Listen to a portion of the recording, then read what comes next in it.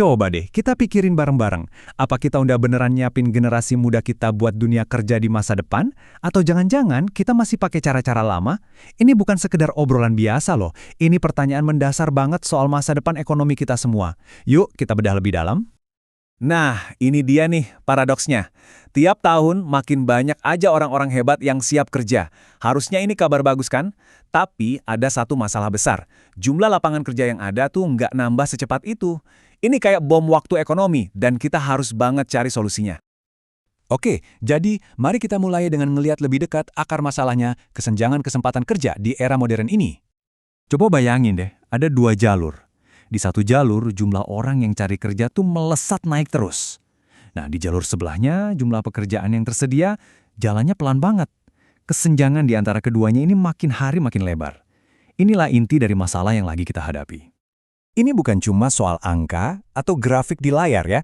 Ini cerita tentang jutaan mimpi, ambisi, dan keluarga yang lagi berjuang buat dapat tempat di dunia kerja. Kesenjangan ini nyata banget, dan solusinya udah nggak bisa ditunda-tunda lagi. Jadi, apa dong jawabannya? Uniknya, salah satu solusi paling tua ternyata masih jadi yang paling kuat. Jadi wirausahawan. Kewirausahaan itu intinya mengubah pola pikir. Dari yang tadinya gimana cara cari kerja, jadi gimana cara ciptain kerjaan. Ini soal keberanian buat bangun sesuatu dari nol, berani ambil risiko, dan ujung-ujungnya bukan cuma mandiri secara ekonomi buat diri sendiri, tapi juga bisa ngebuka pintu buat orang lain. Tapi di era digital kayak sekarang, konsep klasik tadi udah berevolusi. Kenalin nih, sang teknopreneur. Yang perlu kita pahami, technopreneurship itu bukan sesuatu yang sama sekali baru. Ini adalah evolusi. Coba bayangin semangat wirausaha yang klasik, berani, inovatif, terus disuntik sama kekuatan teknologi. Nah, itulah technopreneurship. Dan disinilah letak perbedaannya. Buat wirausaha biasa, teknologi itu mungkin cuma alat bantu. Tapi buat seorang teknopreneur, teknologi itu fondasinya. Bukan cuma soal punya website atau akun media sosial, tapi teknologi itu udah jadi DNA yang ngebentuk seluruh bisnisnya. Nah, dengan adanya technopreneurship ini, peran sistem pendidikan kita juga harus ikut berevolusi. Ini adalah misi baru buat mereka. Kutipan ini benar-benar mengubah tujuan pendidikan secara mendasar.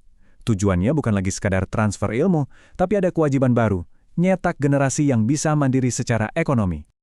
Artinya, sekolah dan kampus itu harus bertransformasi. Nggak bisa lagi cuma jadi perpustakaan ilmu pengetahuan, tapi harus jadi inkubator ide, tempat di mana para inovator masa depan itu lahir dan tumbuh besar. Gini kira-kira cara kerjanya. Langkah 1 sama 2, yaitu berbagi teori dan melatih keterampilan, itu sih standar ya. Tapi langkah ketiga ini nih yang jadi revolusinya. Menumbuhkan minat dan pola pikir wirausaha. Pergeserannya jelas banget, dari yang tadinya cuma nanya kamu tahu apa, jadi apa yang bisa kamu ciptakan dengan pengetahuanmu itu?